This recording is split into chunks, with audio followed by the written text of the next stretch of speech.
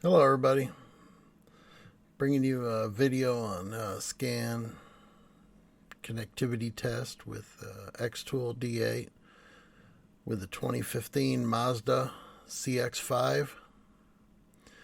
Went good. Falls back on my complaint of Xtool D8. The mileage is very difficult to find.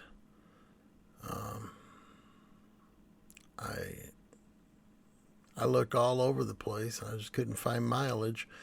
Other than that, I mean, it connects well and does, system scans and so forth.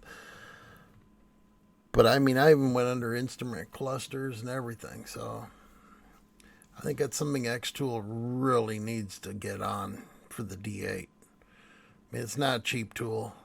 I mean, retail on it's $699. Even though, yeah, you can get them on sale quite often for $500 or a little under. But still, at $500, to have to hunt for mileage, that's kind of nuts.